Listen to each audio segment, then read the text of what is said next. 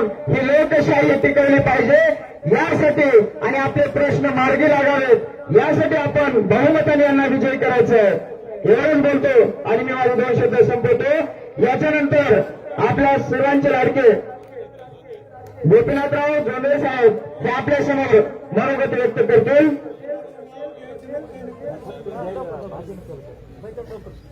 इथे इकडे नाही तिथंच थांब तिथे गेलं का ते उजडे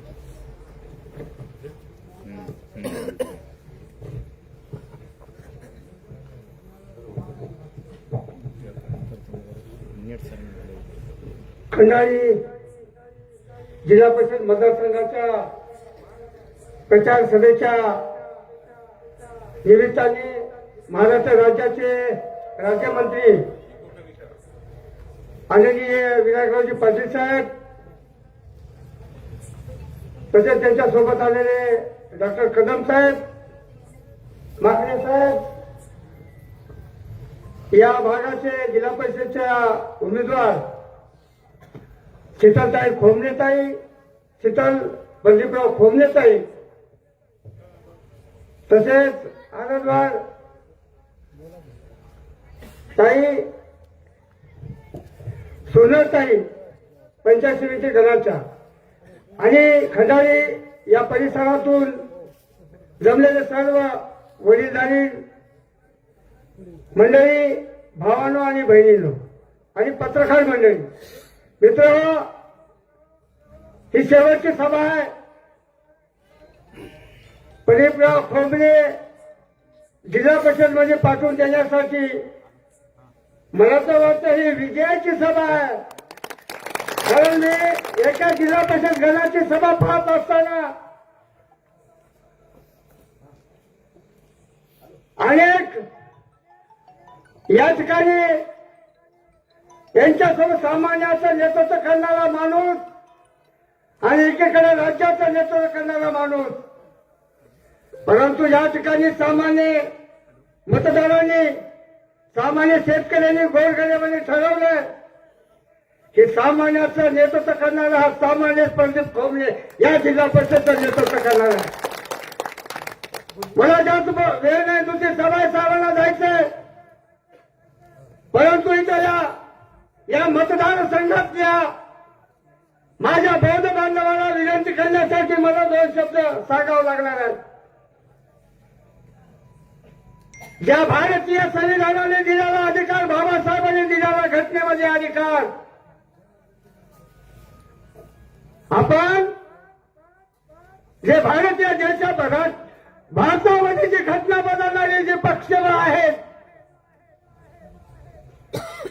जे भूमिका मानतात की आम्ही संविधान बदलू,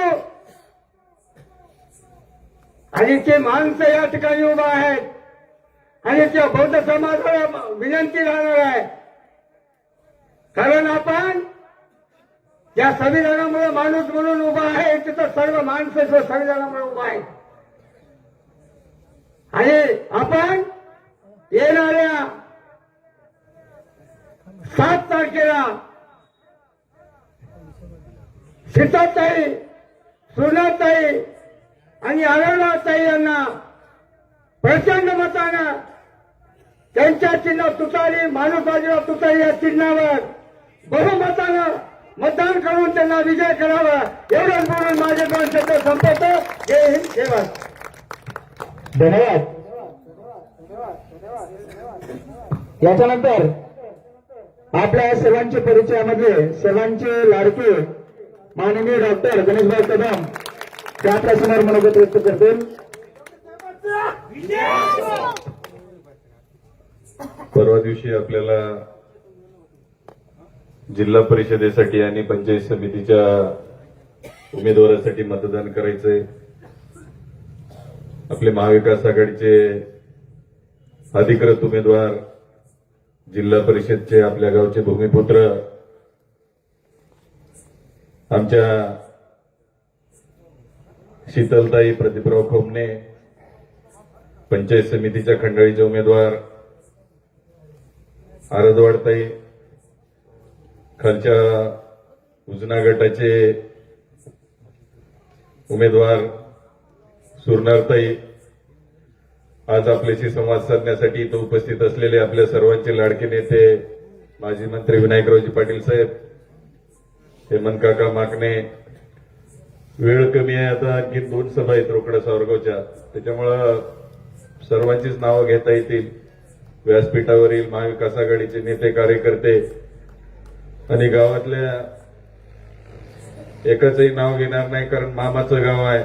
एखादा मामा जर विसरला तर मला माहित आहे काय हाल होणार आहे.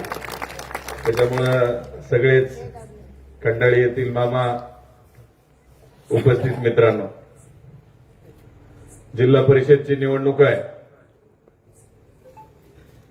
आपल्याला माहिती आहे जिल्हा परिषदचे पंचायत समितीच्या निवडणुका चालू आहेत. मागच्या 10-15 दिवसापासून सगळ्या उमेदवारांचा प्रचार चालू आहे.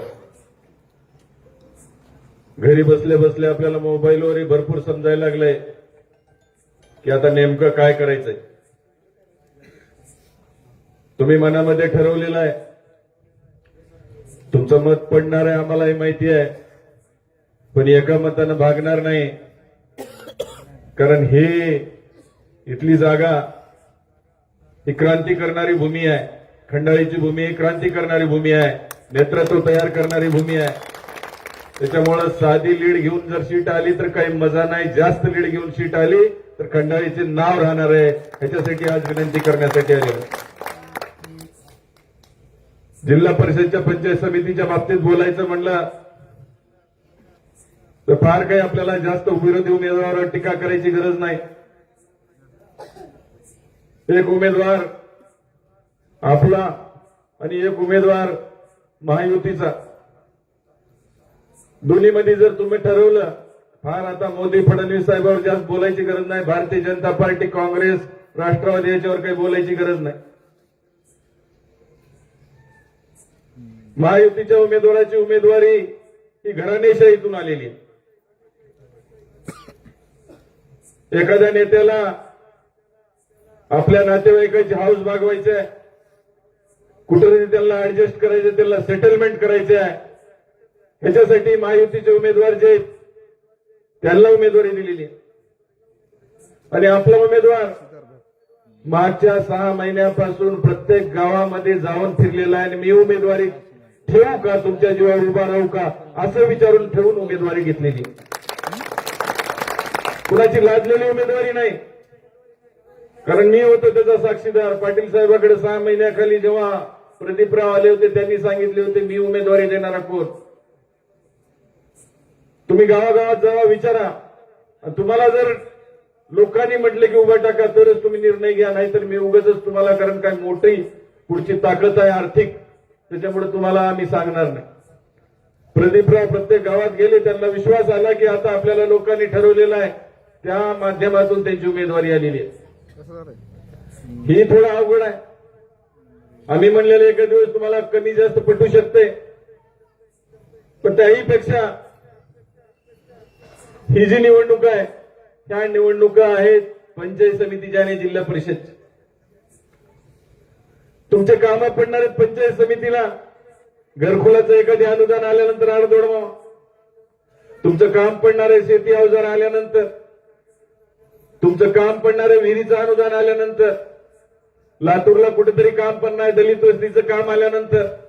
आपल्या शाळेचं काही अडचण असल्यानंतर, प्राथमिक आरोग्य केंद्राची काही अडचण असल्यानंतर, आपला शिवरस्ता होण्यासाठी असेल, गावातला रस्ता होण्यासाठी, ह्या माध्यमातून जिल्हा परिषदला आणि पंचायत समितीला कामं पडणार आहेत. मग आता आपल्याला एक सेवक ठेवायचा की आपल्या समस्या तिथपर्यंत नेण्यासाठी. मग सेवक ठेवल्यानंतर आपण घरामध्ये एखादी जर काम सांगायचंय, आपल्या बाजूला हाक मारून जर बोलविलं प्रदीपराव इकडे या म्हणून सोपं जाईल का आपल्या तालुक्याच्या बाहेरचा मांडुरकीचा चाकूर तालुक्यातला उमेदवार तुम्ही सांगा. तुम्हाला फोन करावा लागेल, दादा कुठं. दादा तर फोन उचलणार नाही, त्याचा माणूस उचल, दादा टीव्हीवर बोलायले. त्याच्यानंतर फोन येईल, ताई कुठं आहेत, पुन्हा तरडे मॅडम क्लासवर. आपलं काम तोपर्यंत त्यांच्यापर्यंत भेटजेपर्यंत विसरून जातंय. त्याच्यासाठी हे उमेदवार रोज भेटणार आहे ना, तुमच्या गावचा आहे, घरचा आहे, तुमचा भाऊ आहे. गुरुजीचं गाव वंजारवाडी आहे. लोकांना सांगायला होते 24 तास निवडची गुरुजी असो इटू गुरुजी असो 24 तास खंडाळीमध्ये बस स्टँडवर राहणारा माणूस, बरोबर. आणि सुरनर पंचायत समितीला पडून राहणारा माणूस आपला देवीदास सुरनर. म्हणजे अत्यंत सहज उपलब्ध होणारी माणसं दिलेली आहे. त्याच्यामुळे फार विचार करायची काही गरज नाही. खरं सांगायचं तर हे बोलण्यासाठी तुमच्याकडे आलेलं नव्हतं आम्हाला. मोबाईलवर ऐकवलं, सकाळी मी तीच बोलवलं, दुपारी तीच बोलवलं, संध्याकाळी पाटील साहेब तीच बोलणार. काल अमित भैयाचा फोन आला होता पाटील साहेब. त्यांनी सांगितलं की अहमदपूरला सभा द्यायची आणि अंदोरीला जायचं ठरलेलं आहे, तर उद्या संध्याकाळी येतो. साहेब म्हणले नाही संध्याकाळी नका. अरे माझी सभा संध्याकाळी नका म्हणले. संध्याकाळी रोज सभा मागून घेणारे लोक आहेत, दिवसाची नका. नाही साहेब म्हणले अडचण आहे मला. काय अडचण आहे? तुमची सकाळी सभा द्या, पण मला माझ्या घरच्या लोकांना संध्याकाळी भेटायला जायचंय. त्याच्यामुळे तुम्ही संध्याकाळी, कारण मला शेवटचं काहीतरी ठरवायचं, यश अपयशाचं मूल्यमापन करायचं असेल तर मला माझ्या खंडाळी जावं लागते आणि माझ्या रोकडा सावरगावला जावं लागते. माझ्यासाठी नेता महत्वाचा नाही, मला जन्म देणाऱ्याची भूमी महत्वाची. त्याच्यामुळे आज सकाळी अंदोरीला भैयासाहेबांची सभा घेतली आणि आज तुम्हाला भेटण्यासाठी आलेले. जिल्हा परिषदचे उमेदवार निवडून आले नाही आले एका दिवस काही फरक पडणार नाही. तुम्ही मला माझं म्हटलं भातसा म्हणून सांगितला. तुम्हाला हात जोडून एक विनंती करण्यासाठी आलेलो आहे. जिल्हा परिषदची निवडणूक नाही, ही निवडणूक अहमदपूर मतदारसंघामध्ये लोकशाही जिवंत राहणार आहे का नाही हे ठरवणारी निवडणूक. कारण पुढचे जे सत्ताधारी आहेत घड्याळवाले अकरार विक्रार सुरू करून एक मायावी शक्तीसारखं त्यांचं वाढायला लागलंय.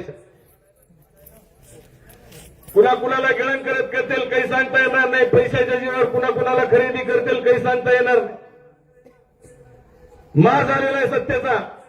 आम्ही काहीही केलं तर आमचं चालतंय, आम्ही कुणालाही उमेदवारी दिली तर चालतंय.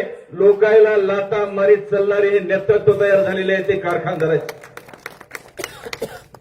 मागच्या 25 वर्षापूर्वी सुद्धा असाच एक काळ होता जेव्हा त्यांच्याच घरातले ते मोठे नेते आपण जायचं त्यांच्या दाराला. साहेब 12ला उठले, 1ला उठले, सिनियर माणसं आहेत वाट बघत बसलेले, त्या नेतृत्वाचा आम्हाला अपमान करायचं. 1-2 पर्यंत वाट बघायची. तिथला सेवक सांगायचा आज काही उठत नाही काही की साहेब उद्या येत.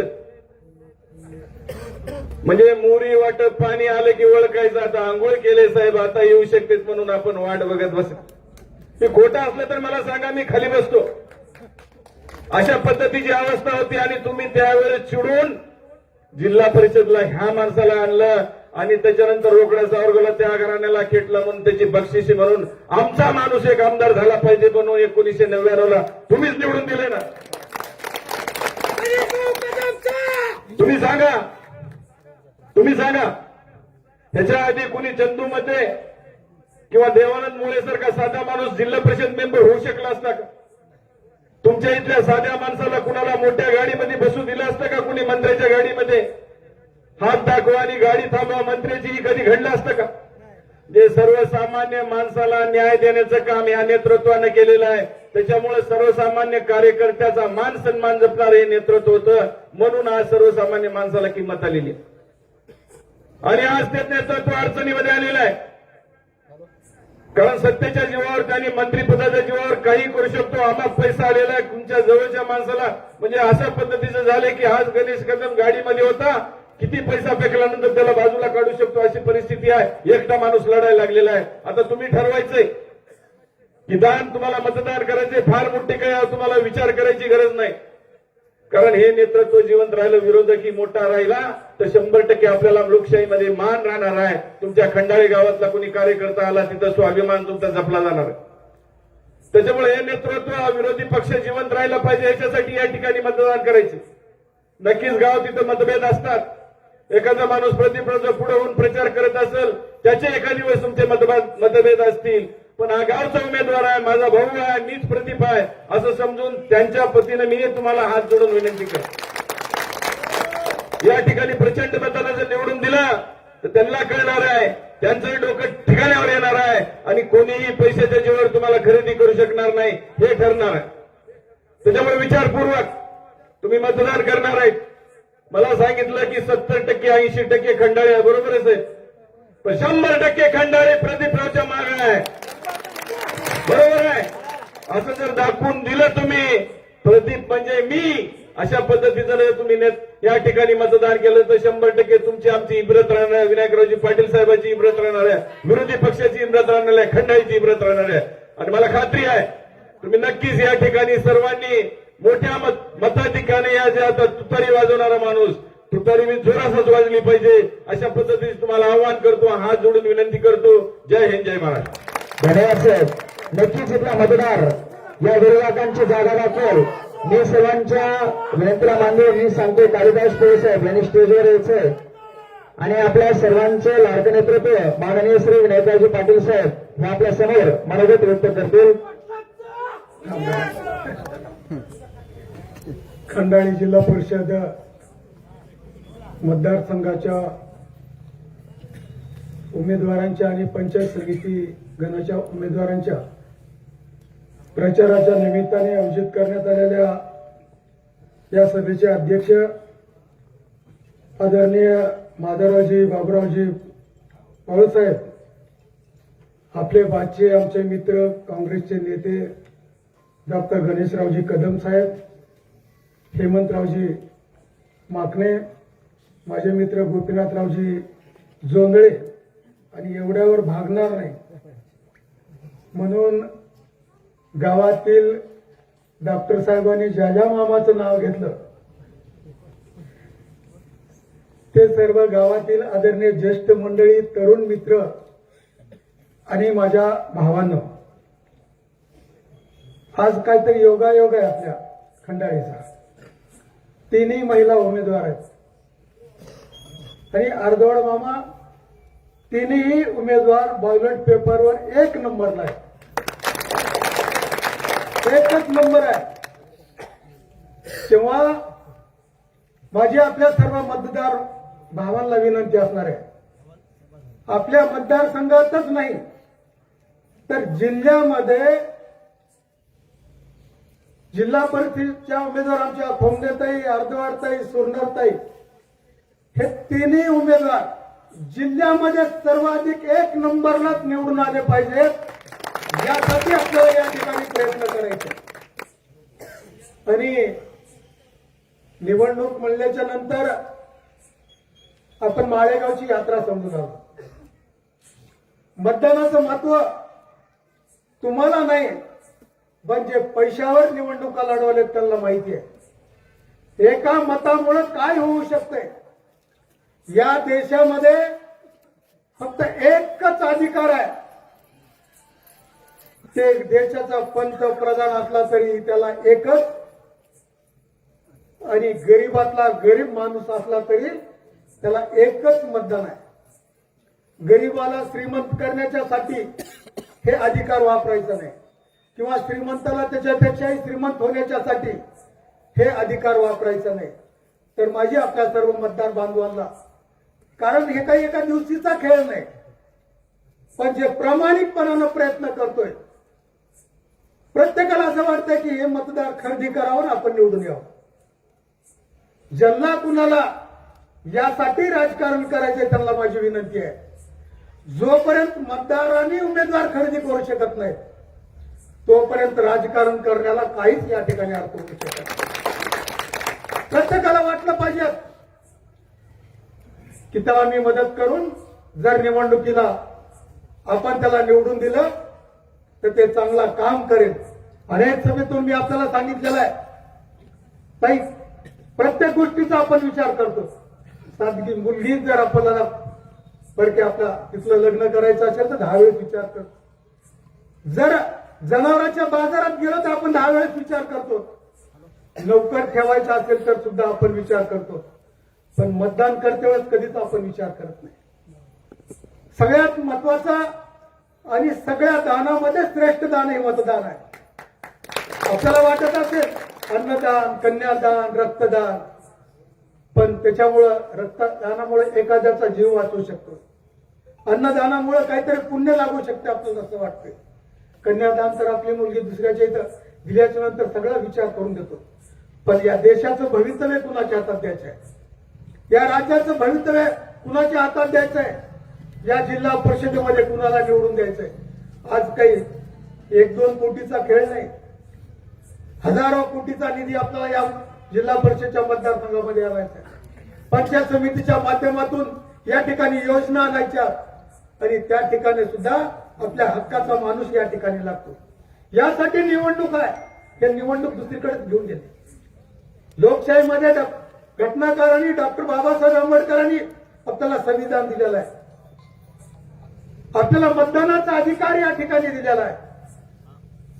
त्या मताचा जर आपण अशा पद्धतीने विचार करत असू तर या निवडणुकीला कुठलाच अर्थ उरणार नाही. आपण जर बघितलं असेल दररोज आता डॉक्टर साहेबांनी सांगितल्यासारखं प्रत्येकाच्या हातात मोबाईल आहे. महापालिकेमध्ये किती बिनविरोध नगरसेवक या ठिकाणी निवडून आणले. सगळ्या पुढाऱ्यांचे नातेवाईक आहेत. 5 कोटी दे, कुणी 10 कोटी दे. आता निवडणूकच या ठिकाणी प्रदीप राव लढवायची ठरली नसती तर तुमच्या पुढे कोण येणार होतं मतदान मागायला. आणि जर मतदानच मागणार नसतील तर तुम्हाला प्रश्न कोण विचारणार आहेत, विकासावर कोण बोलणार आहे. आणि खरंच विकासावर आपण मतदान देऊ लागलो का. 5 वर्षाच्या नंतर उमेदवार आल्याच्या नंतर त्याचा हिशोब घ्यायला पाहिजे. जर चांगलं काम केलं असेल तरच या गावामध्ये येऊन त्याला नैतिकता बोलण्याचा. आणि आपल्याला माहिती आहे हे कुणाचेच होऊ शकत नाही. फार मोठ्या पक्षाचं नाव घेतात. बघितलं मी सगळे त्या पक्षात.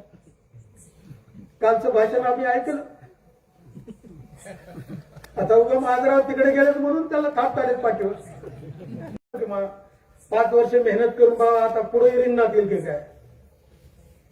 पण आता त्यांना एकट्यालाच कशाला दोष द्या. जेवढे काही पुढारी आहेत त्या सगळ्यांनी आपले मुलं, पुतणे, भाऊजया सगळ्याला उभं केलंय. पत्नी. अरे खरं तर हे कार्यकर्त्याची निवडणूक आपल्याला माहिती आहे. पहिल्यांदा ज्यावेळेस मी जिल्हा परिषदला उभं टाकलो त्यावेळेस मला खरंच मामा फार काही कळत नव्हतं. पण संपर्क होता तेवढाच त्या आडतीच्या माध्यमातून. मला वाटतं पॅन्ट लिहून पहिल्यांदा निवडणूक लढवलो मी. त्यावेळेस मोठं होईपर्यंत चड्डीवर राहत होतं ना. डॉक्टर साहेब तुम्हाला म्हणजे खरं वाटणार नाही.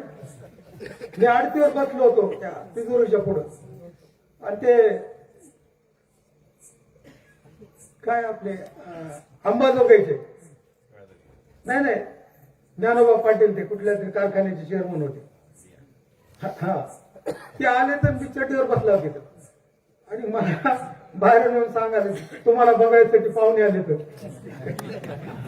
तसा पाठीमागे पळून गेलो मी. कपडे नाहीत काय नाही मग पुन्हा तर पाठीला घरून कपडे आणले घालून त्यांच्या पैसे आलो.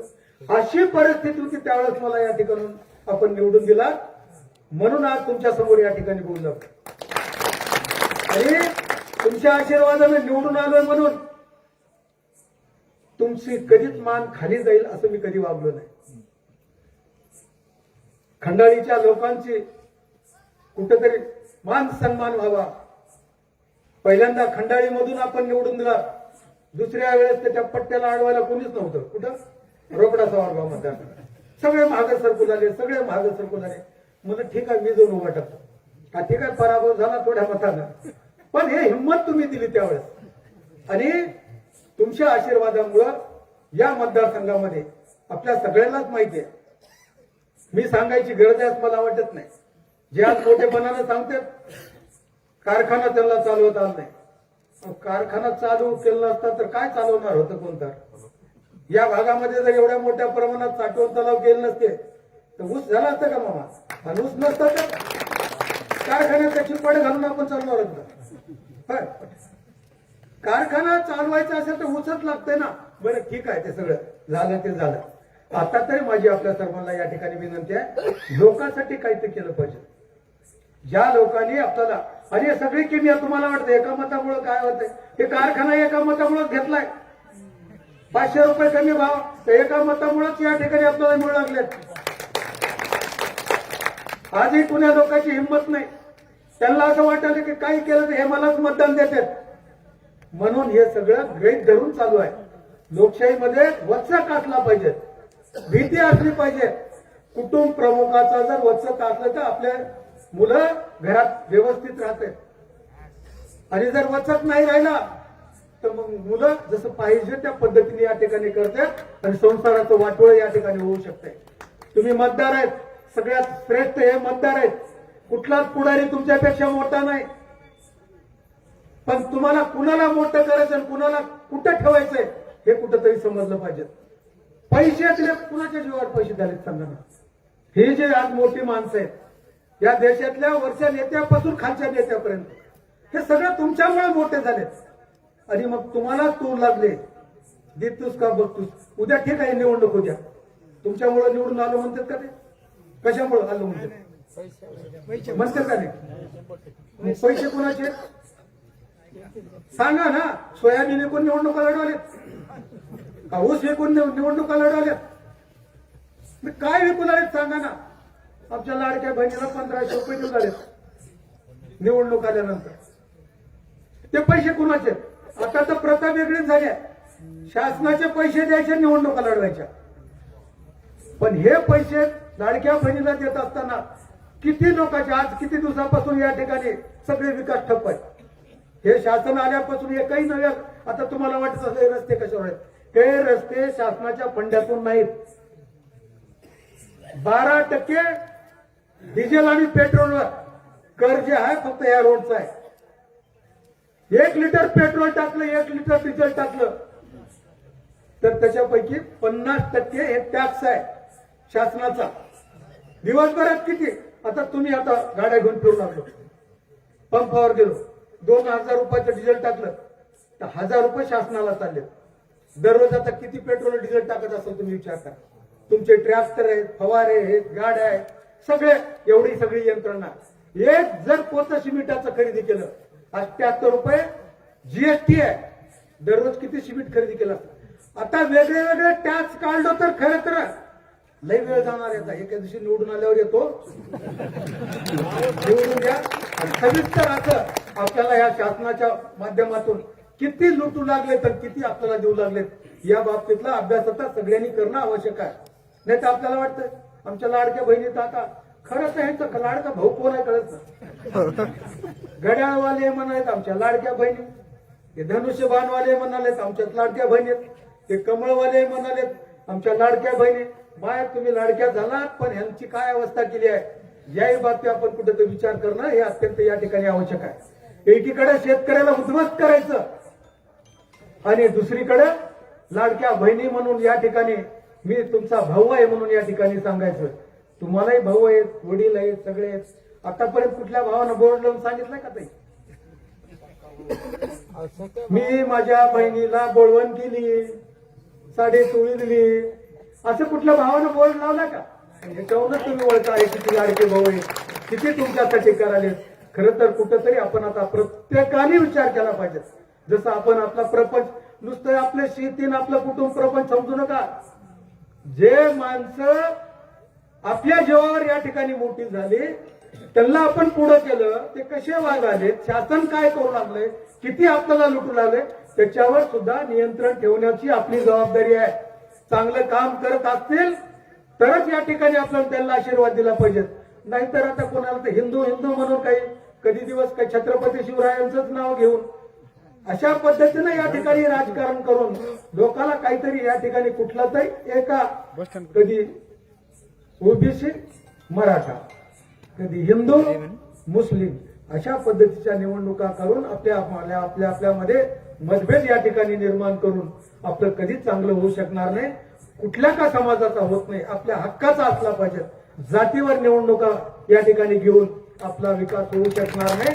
आपल्या विकासासाठी कोण धावून येत आहे त्यासाठीच्या निवडणुका आहेत. आणि खंडाळीमध्ये मी सर्वांनाच कळकळीची या ठिकाणी विनंती करणार आहे आपल्या हक्काचा. खरं तर पहिल्या वेळेस मी जेवढा गरीब होतो मला वाटतं प्रदीपराव पण तेवढाच गरीब माणूस मला दिसतो. हे खरंच एक लोण्याचा गोळा असल्यासारखं स्वभाव असेल, एक सगळ्याच गोष्टी काही शक्यतो म्हणजे जमत नाही. अर्धवाड गुरुजी सुद्धा त्या ठिकाणी त्यांच्या सोबतीला आहेत. देवदासला सुद्धा आपण बघितलेला आहे, 5 वर्ष आपण त्याला पंचायत समितीचा किंवा जिल्हा परिषदचा आपल्या पंचायत समितीचा उपसभापती करून अतिशय चांगली माणसं आहेत, काम करणारे माणसं आहेत. ते जर काही झालं तर आम्ही सुद्धा तेवढ्याच प्रामाणिकपणानं आजपर्यंतही फक्त आपली सेवा करण्याच्यासाठीच आम्ही काम केलेले माणसं आहेत. तेव्हा त्यांच्यावरती विश्वास ठेवून, आमच्यावरती विश्वास ठेवून आणि आपल्या भाच्यावरती सुद्धा विश्वास ठेवून एकही मत आपल्या गावातलं चुकीच्या उमेदवाराला जाणार नाही. जे कोणी गेले त्यांना समजावून सांगितलं पाहिजे की बाबांनो, चांगलं करता आलं तर करा, वाटोळं करण्याचा या ठिकाणी प्रयत्न करू नका. अशा पद्धतीचं त्यांना सुद्धा हात जोडून आपण सांगितलं पाहिजे. आणि आपल्या गावातून एक मुखी, खरं तर पेटी उघडल्याच्या नंतर एका खंडाळीवरच निवडून आले काय उमेदवार, अशा पद्धतीनं आपण सर्वांनी मतदान करावं एवढीच कळकळीची विनंती करतो. थांबतो. जय हिंद, जय महाराष्ट्र. धन्यवाद साहेब. आज इथला उमेदवार नक्कीच निवडून येईल.